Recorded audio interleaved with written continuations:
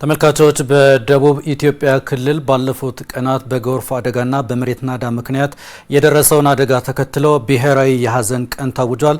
ዛሬን ጨምሮ ላለፉት 3 ቀናትም በብሔራዊ ደረጃ በታወጀው የሐዘን ቀናት ምክንያት በፌዴራል፣ በክልሎች፣ በኤምባሲዎች፣ በቆንስላ ጽሕፈት ቤቶች የኢትዮጵያ ሰንደቅ ዓላማ ዝቅ ብሎ እየተውለበለበ ይገኛል። በዛ ያለውን ሐዘንም በብሔራዊ ደረጃ ታውጆ ሐዘኑን የመጋራት ነገርም እየታየ ነው።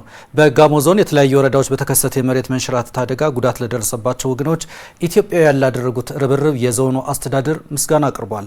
የጋሞ ዞን አስተዳዳሪ ዶክተር ደምሴ አድማሶ አደጋው ከተከሰተ ጀምሮ መንግስታዊና መንግስታዊ ያልሆኑ ተቋማትና የተለያዩ ዜጎች በአይነትና በገንዘብ ድጋፍ ማድረጋቸውን ጠቅሰዋል። የዞኑ አስተዳደር እስካሁን የተደረጉትን ድጋፎች አደጋው ተፈናቅለው በጊዜያዊ መጠለያ ለሚገኙ ወገኖች በቀጥታ እንዲደርስ እየተደረገ ስለመሆኑም ተናግረዋል። አሁናዊ መረጃዎችና በስፍራው ያለውን አጠቃላይ መረጃም ሊያደርሰን አንዷለም ተስፋዬ በቀጥታ መስመራችን ላይ አግኝተናል። አንዷለም እንደምን አለ? እስካሁን ያለው የእርዳታ ሁኔታ ጉዳት የደረሰባቸውንም መልሶ እዛው የማጽናናቱ ነገርና አጠቃላይ ያለው መረጃ ምን ይመስላል ባለህበት? አመሰግናለሁ ለይኩን። እንግዲህ በጋሞ ዞን በተከሰተው የመሬት መንሸራተት አደጋ በርከት ያሉ ሰዎች ህይወታቸው ማለፉ ይታወቃል። ከዛም ባለፈ ደግሞ በሺዎች የሚቆጠሩ ዜጎች ከቤት ንብረታቸው ተፈናቅለው በመጠለያ ጣቢያ ውስጥ ነው የሚገኙት። እንግዲህ ለነዚህ ዜጎች ባለፉት ጊዜያት የነፍስ አድን ድጋፎችንና አጠቃላይ ደግሞ ምግብ ነክና ምግብ ነክ ያልሆኑ ድጋፎችን የማቅረብ ስራው በተጠናከረ መልኩ እየተከናወነ ይገኛል። ኢትዮጵያውያን በተዘጋጀው የባንክ አካውንት እንዲሁም ደግሞ በአካል ተገኝተው ድጋፍ እንዲያደርጉ በቀረበው ጥሪ መሰረት ባለፉት ቀናት መንግስታዊና መንግስታዊ ያልሆኑ ተቋማት ድጋፋቸውን እያደረጉ ነው። እዚህ አርባ ምንጭ ከተማ እየመጡ በድጋፍ የሚያስረክቡ አሉ። እንዲሁም ደግሞ በቀጥታ ተጎጂዎች ወዳሉበት ቦታ በመኪኖቻቸው ጭነው የሚያደርሱ የተለያዩ ተቋማት አመራሮችን እንዲሁም ደግሞ ግለሰቦችን ተመልክተናል። እኛም በዚህ በቆይታችን ማለት ነው። እንግዲህ በዚህ በድጋፍ ሁኔታ አስመልክቶ ዛሬም የጋሞ ዞን ዋና አስተዳዳሪ አቶ ዶክተር ደምሴ አድማሱ መግለጫ ሰጥተዋል። እንግዲህ እሳቸው ባነሱት በመግለጫቸው ባለፉት ጊዜያት ኢትዮጵያውያን ያደረጉት ርብርብ ከፍተኛ እንደሆነ አንስተው ለዚህም የዞኑ አስተዳደር ያለውን ምስጋና አቅርበዋል። ባለፉት ቀናት አደጋው ከተከሰተ ጀምሮ በርካታ ሰዎች ወደዚህ አካባቢ እየመጡ ሀዘናቸውን ሲገልጹ ድጋፍ ሲያደርጉ እንደነበር ነው በመግለጫቸው ያነሱት።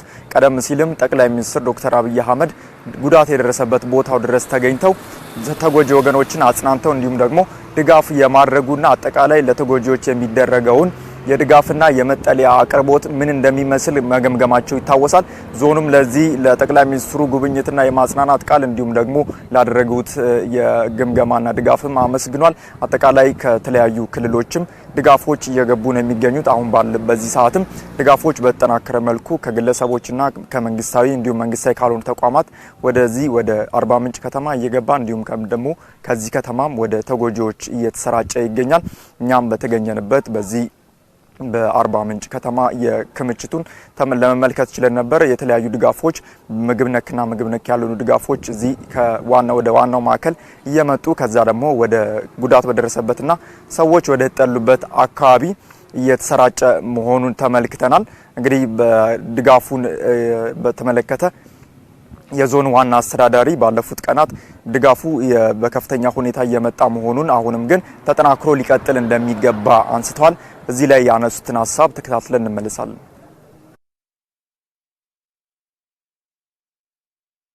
በጋሞ ዞን በየካቲት 30 እና መጋቢት 1 ላይ በጣለው ከፍተኛ ዝናብ በርካታ ወገኖቻችን በናዳ በመሬት መንሸራተት አተናቸዋል። በጋጮ ባባ ወረዳ በማዞዶይሳ ቀበሌ ትልቁን ቁጥር የሚይዝ ሞት የተከሰተው፣ ሌላው በቦንኬ ወረዳ እንዲሁም በካምባ ዙሪያ ወረዳ በአጠቃላይ ወደ 125 ሰዎች ናቸው። ከዚህ ውስጥ እስከ ትናንትናው ምሽት ድረስ 81 ሰዎች አስክሬን ተገኝቶ ቀብር ስነ ስርዓት መፈጸም ተችሏል።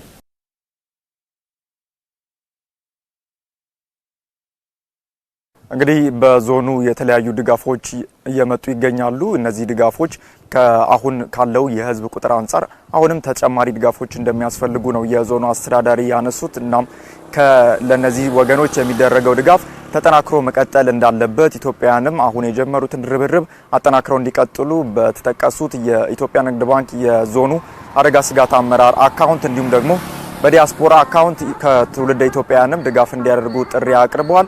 ከዚህም በተጨማሪ እነዚህን ዜጎች በቋሚነት ለማቋቋም የዞኑ አስተዳደር ከፌዴራልና ከክልል መንግስታት ጋር በቅንጅት እየሰራ መሆኑን ነው በመግለጫቸው ያነሱት። እንግዲህ እነዚህን ወገኖች ከአሁን ስጋት ካለበት ቦታም ተጨማሪ ወገኖችን ለማራቅ እንዲሁም ደግሞ አጠቃላይ ይህ አደጋ ይከሰታል የተባለበት ዙሪያ ተለይቶ እየተሰራበት እንደሆነም አንስተዋል። እዚህ ላይ የተናገሩትን ተከታትለን እንመለሳለን።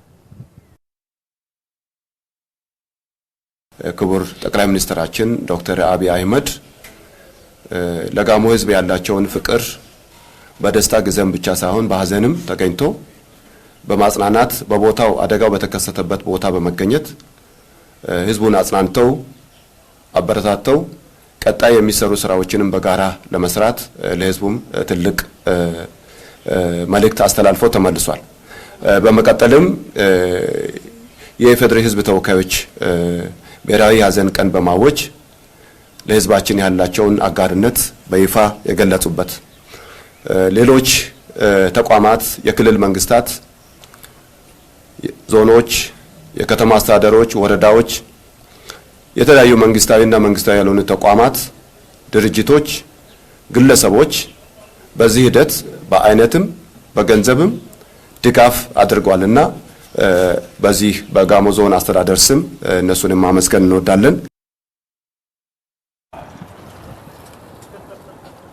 እንግዲህ እንደሰማነው ላይኩን በዚህ አደጋ የተጎዱ ዜጎች ቁጥራቸው ከ11000 የሚልቅ ነው። እንግዲህ ለነዚህ ዜጎች የዕለት ተዕለት የሰብአዊ ድጋፍ የማቅረብና በዘላቂነትም የሚቋቋሙበትን መንገድ የመፈለግ ስራዎች እየተከናወኑ ይገኛሉ። ለዚህ ደግሞ የሙሉ ኢትዮጵያውያን ትብብር እንደሚያስፈልግ ተነስቷል። በዚህም ባለፉት ቀናት እየተደረገ እንዳለው አሁንም ዜጎች ጥረታቸውን ድጋፋቸውን አጠናክረው እንዲቀጥሉ ተጠይቋል። ከዚህም በኋላ ለሚኖረው አጠቃላይ የአደጋ ይከሰትባቸዋል የተባሉ አካባቢዎችን ቅድመ ጥንቃቄ የመስራትና ከነዚህ አካባቢዎችም ዜጎችን የማራቅ ስራው እየተከናወነ እንደሚቀጥል የዞኑ አስተዳዳሪ አንስተዋል ማለት ነው። ለአሁን ያለኝ መረጃ ይህንን ይመስላል። ለኢኮኖሚ ዳንተ እንመለስ። አንዱ ዓለም ከአርባ ምንጭ ላደረስከን መረጃ አመሰግናለሁ።